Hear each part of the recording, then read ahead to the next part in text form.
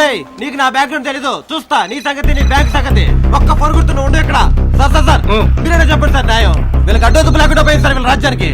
ఏంటి తమ్ముడు విషయం? సార్ మా చెల్లికి ఫీజు కడతాను అమ్మకి మరీ చెప్పొచ్చాను సార్. వీళ్ళు ఏటీఎం లో డ్రా చేసి బ్యాంకులు వేస్తుంటే దొంగ నోట్లు అంటున్నారు సార్. ఫేక్ నోట్లను ఫేక్ అనక ఇంకేమంటారు? రేయ్ మళ్ళీ అదే మాట మాట్లాడుతున్నావు. లైట్ తీసుకో తమ్ముడు, నీకు ఆ మాత్రమే వచ్చాయి, కొందరికి అవి కూడా రావట్లేదు. అది కాదు సార్, నా బ్లడ్ బాయిల్ అయిపోతుంది సార్. తమ్ముడు ఆవేశపడకు, ఆవేశపడితే షుగరు బీపీ వస్తాయి. సొల్యూషన్ వస్తుందా? అర్థమైందా? అర్థమైంది సార్. ఏమని? డబ్బుల కోసం బ్యాంకుకి వస్తే జబ్బులు ఎట్ట వస్తాయో చెప్పారు. అది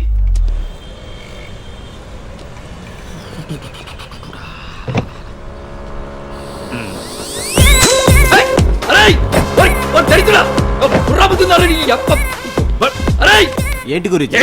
బండి మీద ఉమ్మేసి వెళ్ళిపోతున్నాడు. మీరే చెప్పారుగా ఆవేశపడితే జబ్బులు వస్తే డబ్బులు రావని. మీరే కోపడితే ఎలా? ఏంటి చెప్పేది? 100 చెప్తామండి, అవన్నీ ఇప్పుడు ఎలా? భక్తి ఒకటే ఉంటే సరిపోదు, భయం కూడా ఉండాలి. సార్ ఓ పని చేయి, కింద రైటర్ ఉంటాడు, కంప్లైంట్ ఇచ్చాడు. పోనీ డీజీపీ భాస్కర్ గారు. పలుకుబడి ఉంటే పనులు అయిపోతాయా? అంతుంటే ఇక్కడ ఎందుకు రావడం? 3 లక్షలు సార్. కంప్లైంట్ ఇచ్చాడు, పని అయ్యాక ఫోన్ చేస్తాను.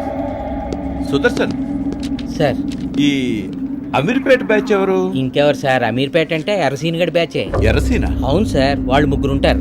చిన్నప్పటి నుంచి కలిసి పెరిగారు, ఏం చేసినా కలిసే చేస్తారు. వాళ్ళలో ఒకరిని ఆస్కార్ అని పిలుస్తారు. ఆ ఆస్కార్ లెవెల్ యాక్టర్.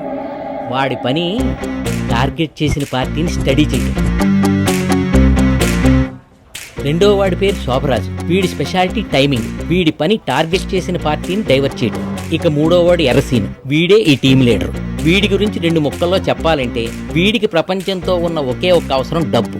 అది ఉంటే వాడి లోకంలో వాడు ఉంటాడు, అది లేనప్పుడే ఈ లోకంలోకి వస్తాడు.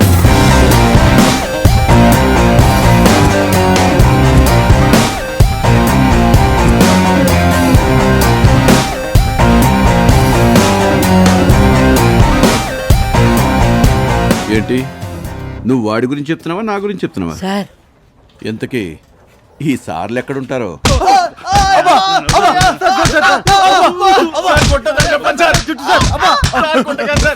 సార్ కొట్టద్దు సార్, మా అమ్మ మీద ఒట్టేసి చెప్తున్నారు సార్. ఆ డబ్బులు మీద తీలేదు సార్. సార్ మా డాడీ దుబాయ్ లో వీసా దొరక ఎయిర్పోర్ట్ లో బెంచ్ మీద పడుకోంటే బాంబులో పుత్తున్నాడని కేసేసి లోపలేశారు సార్. నేను చెప్పింది నమ్మండి సార్. సార్ అసలు మీరు ఏ డబ్బుల గురించి మాట్లాడుతున్నారు సార్? మాకు ఏం అర్థం కావట్లేదు సార్. అర్థం కావట్లేదు సార్. పోయిన దసరా పండుగ పెద్ద మొత్తాల మీద ఒట్టేశాం సార్. అప్పటి నుండి ఇలాంటివన్నీ మానేశాం సార్. నిజం సార్, నమ్మండి సార్. నమ్మేంలే గాని ఆ డబ్బు ఎక్కడుందో చెప్పంటారు నాకు కొండెళ్ళారు. ఆ ఏరియాలోనే లేం సార్, ప్రామిస్ సార్.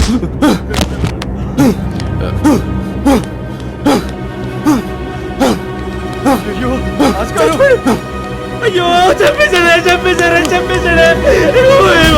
చిన్నప్పటి నుంచి మనకు బ్రెయిన్ చూపురం సార్. ఇంత చిన్న మాటలు తట్టుకుని డాక్టర్ చెప్పేశాడు సార్.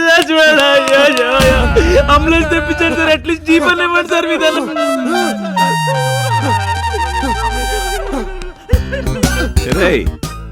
బ్రెయిన్ ట్యూమర్కి ఎలక్ట్రిక్ షాక్ ఇస్తే సెట్ అవుతుందంట.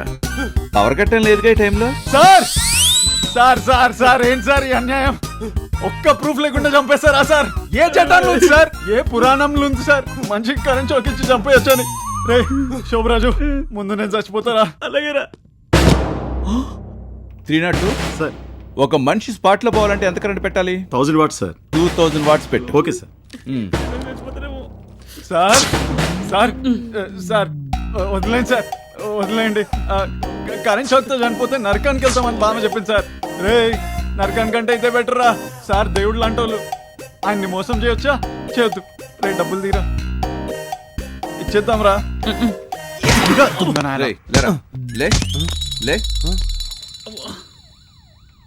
ఏమైందిరా, మనం ఇక్కడ ఎందుకున్నాం సార్? మీరేంటి సార్ ఇక్కడ?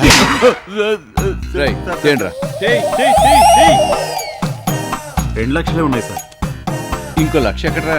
సార్ ఎక్కడ సార్, 6 నెలల నుండి అప్పులు ఖర్చు అయిపోయాయి సార్. సార్ కేసు ఫైల్ చేయమంటారా? డబ్బులు దొరకాలి కదా సార్. వెళ్ళొస్తాం సార్. రేయ్ హారతి తీసుకోండిరా, మిమ్మల్ని ఆ దేవుడే కాపాడాలి. ఎందుకులేండి సార్, ఆ దేవుడే ఉంటే దేవుడికి దొరకం కదా. మూసుకుని తీసుకోండిరా.